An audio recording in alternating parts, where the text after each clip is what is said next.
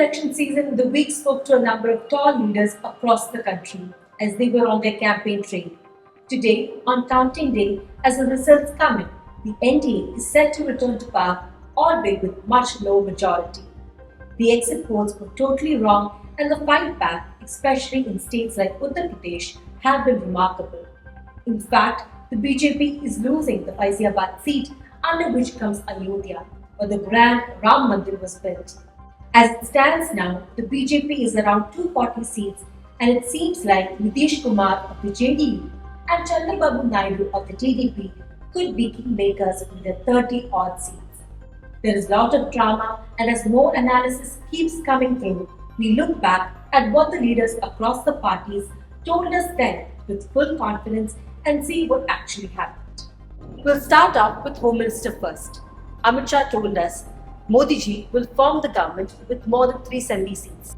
This time, the NDA will win more seats and a higher voting percentage than in our last two victories.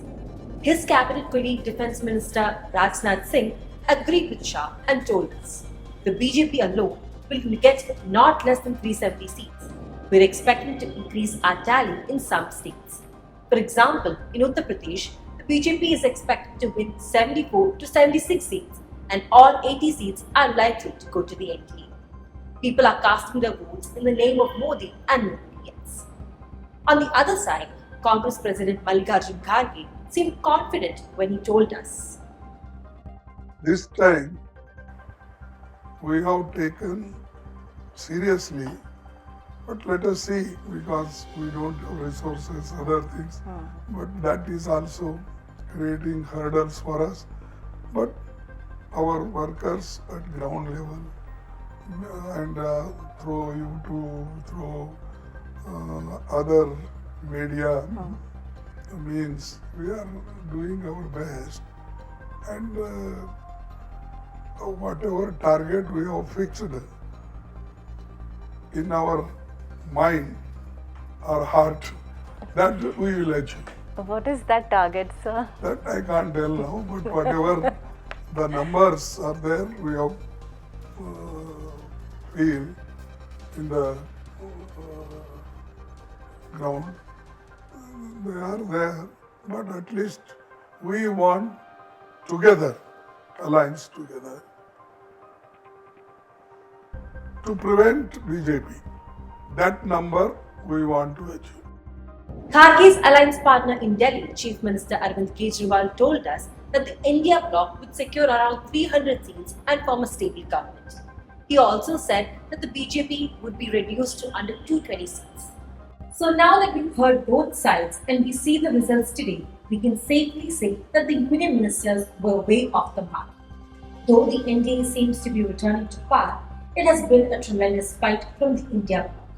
Yet, the staying power of Modi has helped the saffron camp once again.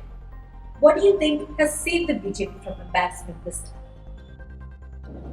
time? In many ways, this is a house where Amit Shah built, so he would know best.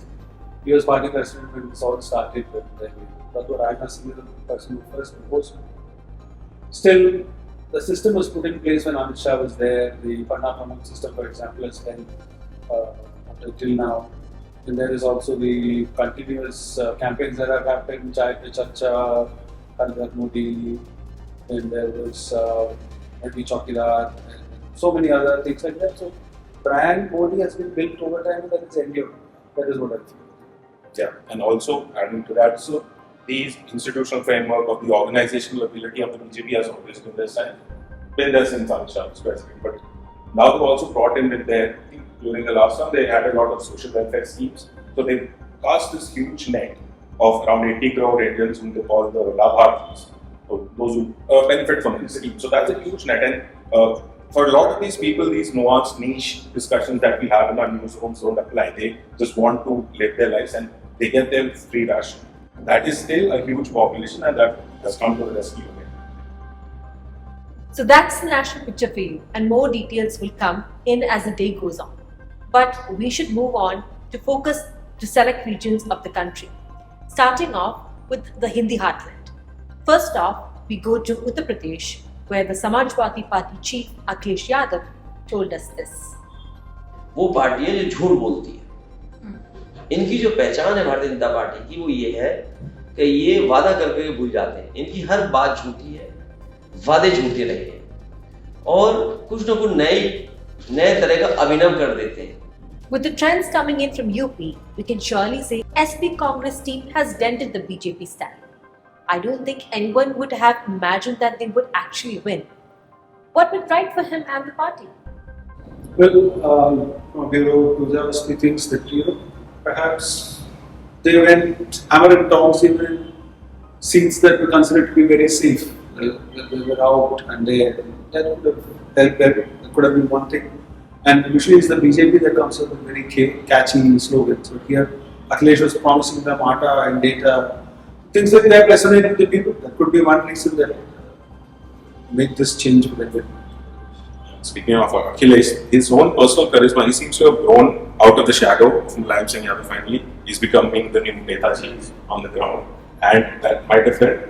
And also, I think this Ram Mandir narrative might have been blown out of proportion because when it was being inaugurated, there was a lot of hullabaloo about it, but then slowly the voters must have started to realize that this is not what we actually want, so that might have played a part.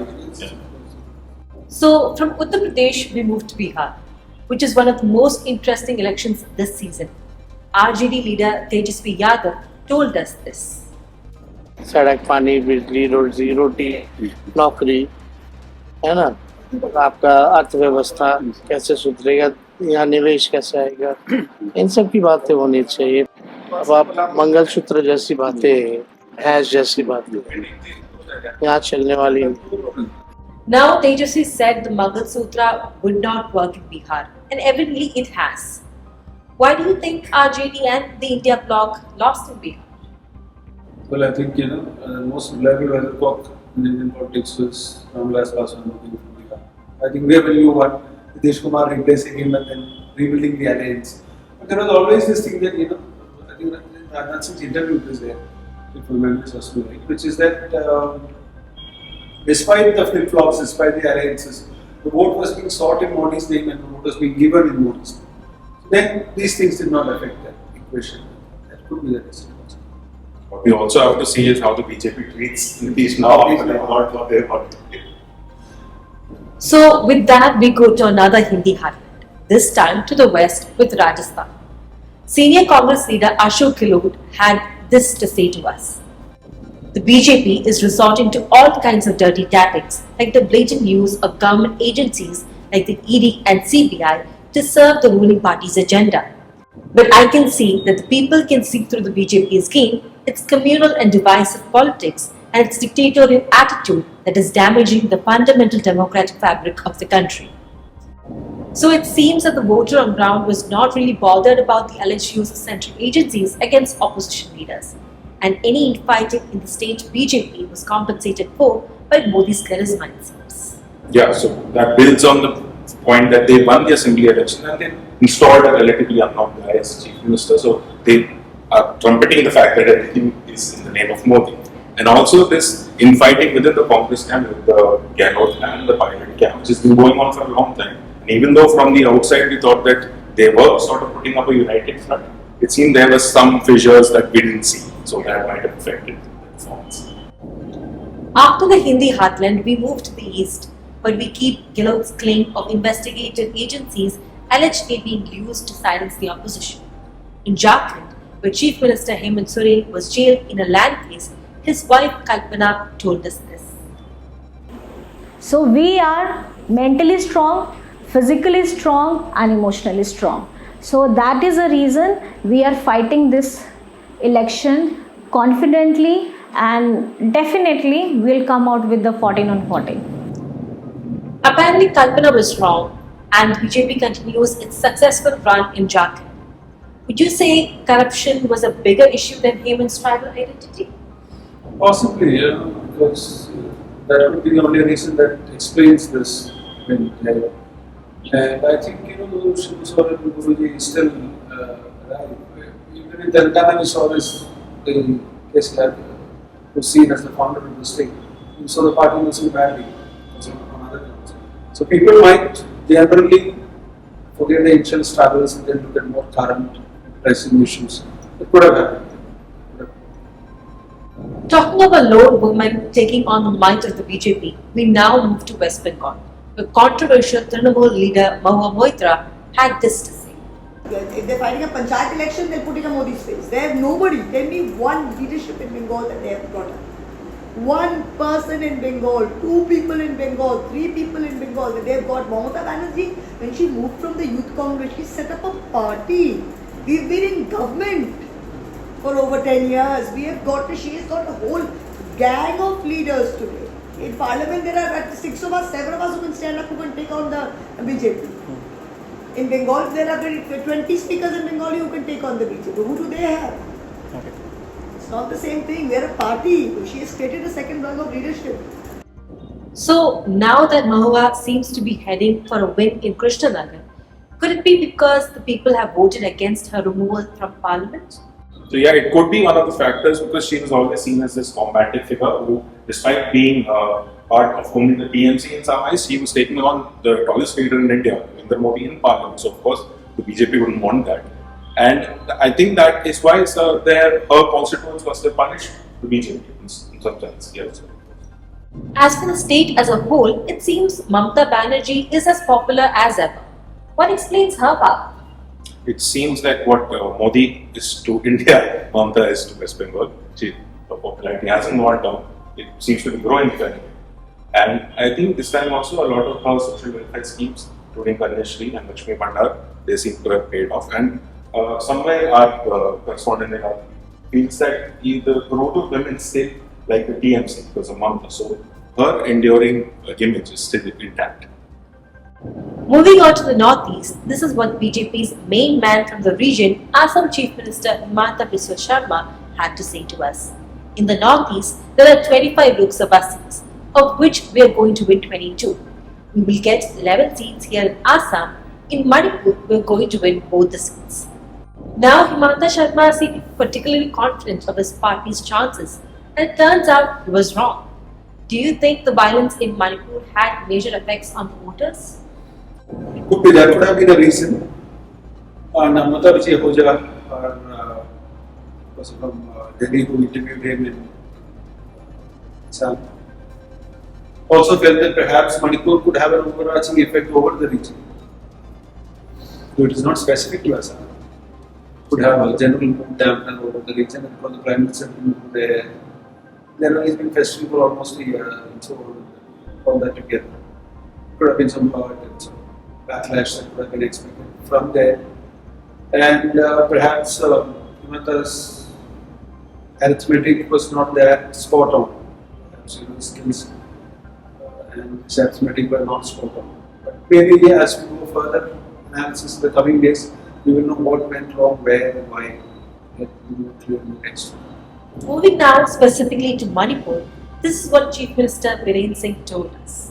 तो लोग शुरू में government को ये इसको गलत ले रहा कि कैसे हुआ, ये नहीं हुआ, ये कंट्रोल नहीं. सितंबर हमने high court some data with visual कहाँ पे कॉफी प्लांटेशन किया है, कहाँ पे अननेचुरल विलेज ग्रोथ किया है, कहाँ पे बॉर्डर में इलीगल स्मगलिंग हो रहा है. तो ये सब डिटेल्स डाटा को हमने पब्लिक के साथ अपने ये दरबार हॉल में हमने इंटरेक्शन करना शुरू किया लास्ट 7 months कंटिन्यूसली.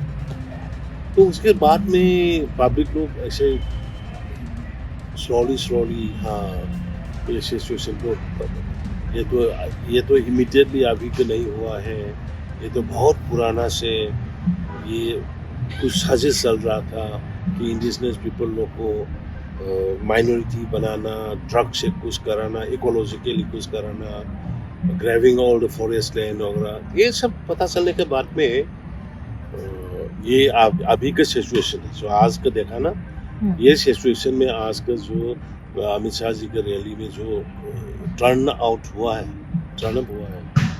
तो मीन्स इट शोज कि पब्लिक का रियलाइजेशन ग्राउंड रियलिटी मालूम हो गया है, लगता है मुझको. It seems quite expected that BJP has lost Manipur. There was a lot of course of ethnic violence and Prime Minister did not visit the state even once. That is true. It's quite expected because I think though the BJP has a strong base there, suffering was the same for both sides and there wasn't much to give them relief. I think the political focus of the Prime Minister not have gone that because the opposition also used that as a weapon many times across the country as well. So that happened. There was that. And what was surprising to me is that the BJP has always used this this weapon of changing the chief minister when they think that there is anti-incumbency, when they think that the tide is against them. So perhaps the BJP misread the situation, or there is something that we don't know why they didn't switch birensingh and bring someone in for the optics of the movement. We don't know. That beats me because something like somebody that belongs could be why not birensingh is the question. I don't know. So it looks like a pretty predictable end to the election. We now move down south along the east coast to Odisha, where the trend is usually a BJP win in the assembly elections and a BJP win in the Lok Sabha votes. This is what B.K. Pandey, the former IAS officer and now apparently Naveen Patnaik's political heir, had to say. In 2014 election also they offered, 2019 election also they offered, 2024 also they have offered the moon and sun and everything under the sun. But people are intelligent and they trust Naveen Babu. When he says something, he delivers. His is a lifelong guarantee. Not that during elections he will get something and announce something and make it guarantee. So Pandey expected this to be the smoothest election for Patnaik. As it turns out, it wasn't. What do you think the BJP did right in Odisha? Well, perhaps the Patnaik survey is on the wane. Actually, it's quite a surprise that it endured for so long. While many others have been phased out of the country, it is credit to Naveen Patnaik that he could keep this stuff for so long. And Biju Patnaik also tightened in that sense, pilot and daredevil pilot. So perhaps that age is coming to an end and they don't see a very clear end in sight. That could be one reason. And like the BJP was eventually saying, perhaps B.K. Pandey is seen as an outsider in some sense, if not rank outsider. So all that could have worked in favor of the BJP in this. From Odisha, we move into South India, which is possibly the most discussed region in this election season, and is seen as the main resistor to the BJP's growth and launching point for any sort of opposition win. So, what happened? Let's start with Tamil Nadu, where Chief Minister mkstalin told us, Modi is a myth, which is breaking down. Modi, who structured himself as a hero of development, did not develop anything in the past 10 years. He had only built his personal image. He destroyed the state's Indian economy and peace. The only thing that remains for him to destroy is the constitution. Modi winning is not good, not only for the country, but also for the BJP. Now, this is one of the expected results this time, with DMK nearly sweeping Tamil Nadu. What makes it so hard for the BJP to enter Tamil Nadu? So there is a lot of anti-BJP sentiment there, especially. It's been going on for years as a position of Hindi and other factors. But like you said earlier, this was the most discussed point in this election, South versus South. And one of the torchbearers for the South was mkstalin. He was taking on Modi. He had his own personal charisma. I think he hasn't lost an election since he won and passed away. So he has that working for him. Also, there's a fragmented opposition. There's not the AIDMK left the BJP, the Congress and there's a lot of other national parties, but they haven't been able to come together to take on Stalin. And also, his welfare schemes seem to have lowered the Moving on to the neighbouring Kerala, another tough state for the BJP. This is what Chief Minister Pinarayivijayan had to say. We are seeking constant attacks by the Union on the rights and powers of the states. The Union is repeatedly enacting laws and subjects under the state list in the Constitution. International agreements are being entered into the matters that affect the states without even consulting the states or informing them. The fiscal autonomy of states is being eroded. All this is antithetical to the constitution and its basic structure. The LDF could not win the state, which could point to the possible anti-incumbency against Vijay. Would that be a fair assessment? So yeah, there seems to be a lot of anti-incumbency against Vijay. It's personally a very harrowing time for the leader. A lot of allegations. There were allegations of perceived arrogance of some CPM leaders, and also there seems to be the welfare pension issue for pending areas. A lot of things were piling up against this government. And minority vote seems to have consolidated behind the UDF. There's also the factor that is the Congress going up against the BJP at the center, so maybe why vote for the LDF here, maybe go for the people who are likely to take on Modi. So a lot of factors seem to have contributed to this. The BJP has finally opened its account in Kerala. How much of a moral victory will this be for the party? So it will be a great moral victory because last time in 2019 after the elections, this week was doing the rounds. It was from the first page of asterisks. They show that single village that polls out against everybody. So it was said that that was Kerala. So this is the last citadel kind of for the BJP which it is breached. So it is a moral victory per se, but it is not surprising because the entire country is generally looking favorably at BJP. At some point, some parts of Kerala will also look favorably at the party. But whether they will be able to improve on it, whether this will translate into more votes in the assembly elections, more seats in the assembly elections, all that needs to be seen. But surely for the BJP, this is a lot to cheer, especially the state unit of the BJP, which has been facing loss after loss, and one single assembly seat is the only thing that they have to cheer about. For them, Lok Sabha seat is great job. From Kerala, we head to Karnataka. Another one of those highly tense clashes this season. This is what Chief Minister Siddaramaiah told us. ಇಲ್ಲ preferred party ಆಗಕ್ಕೆ ಸಾಧ್ಯನೇ ಇಲ್ಲ. ಜನಗಳು ದಡ್ರಲ್ಲ, ರಾಜಕೀಯವಾಗಿ ಬುದ್ಧಿವಂತರಿದ್ದಾರೆ. ಈಗ 10 ವರ್ಷದಲ್ಲಿ 10 ವರ್ಷ ಪ್ರಧಾನಮಂತ್ರಿ ಅವರು ಹೇಳ್ದಂತೆ ನಡ್ಕೊಂಡಿದ್ದಾರ. ನಂಬರ್ 1. ನಂಬರ್ ಕೊಟ್ಟ ಭರವಸೆಗಳನ್ನು ಈಡೇರಿಸಿದಾರ. ಇವರು ಈಗ ಮೋದಿ ಅಲೆ ಇದೆ ಅಂತ ಅಂದ್ಕೊಂಡಿದ್ದಾರೆ. But according to me there is no Modi wave in Karnataka, but I don't know other states. But in South India, there is no Modi wave. Well, he was incorrect about BJP's chances in his state.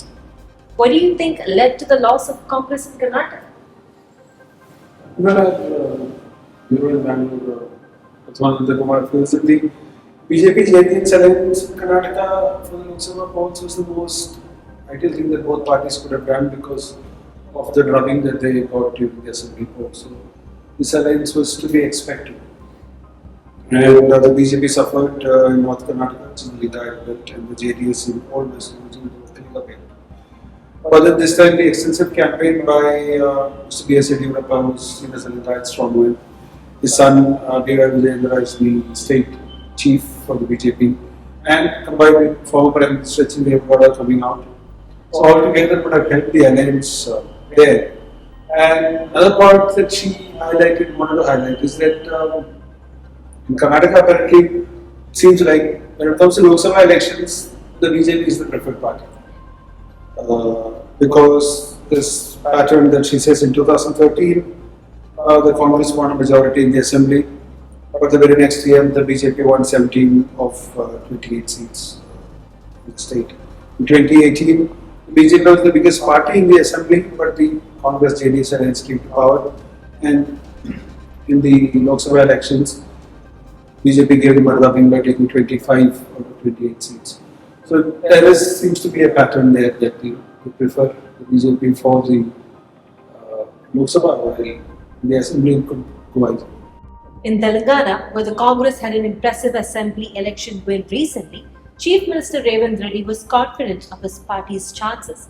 He said, after the popular mandate in the assembly elections, there is definitely hope that we will win more seats. Winning 14 of 17 Lok Sabha seats is my target.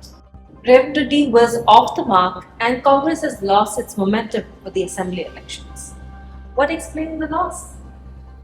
Well, though Rev. Reddy was hopeful of 14, that he said, I don't think anybody thought that 14 was an achievable number per se. For example, our representative in Hyderabad, Rahulgandhi, said that 9 would have been a more realistic number. So, now that it has fallen below 9, which means that the BJP has, like in many other places, sold that idea that BJP for parliament, either the TRS or the Congress or the BJP for assembly, depending on. So that could have been a reason there. It does take away a lot of the shine of Rev. Reddy for having come back from behind to win Telangana for the Congress. But it is not too bad a showing also if you look at it another way, because Congress is only at 3 seats. And finally, we move to the west, to another hotly contested election, this time in Maharashtra. 2 regional parties were split going into these elections and the stage was set for bitter battle. This is what Deputy Chief Minister Devendra Fadnavis told us. They, Sharad Pawar and Uddhav Thackeray, should introspect about why people left them. We will win not less than 40 seats. Now we know that Fadnavis and the NDA did not win 40 seats and even lost the state. What do you think that was so? Well, the reason Bureau Chief of Mumbai, Mr. discussing it, he said that he thinks that the Marathi Manus feels a sort of sympathy towards Thackeray. He felt that, his party was split, his legacy was taken away from him by somebody who was not Marathi. And there is still a great amount of respect from Mr. Pawar and the NCP, and that too was split. So, though there might be sentiments towards the BJP, they might not have appreciated non-Marathis meddling in the affairs of parties that were there right. So that could have had a significant backlash, resulting in losses for the BJP. That's one reason. The second is that when Rahul Gandhi held his yatras through the state, the response was decent, it was better than decent in many places. So that could have silently had an impact in the rural area, resulting in support for the NDA. So there you have it, our recap of the week's interviews this season. As always, politicians were full of bravado in the lead-up to counting day, but many of them seem to be in a bubble. Mind you, there's still time till the dust settles and there could be a lot of backroom outreach before we finally see what the next government looks like. But till then, we hope we were successful in providing some insights into what has happened today. Thank you.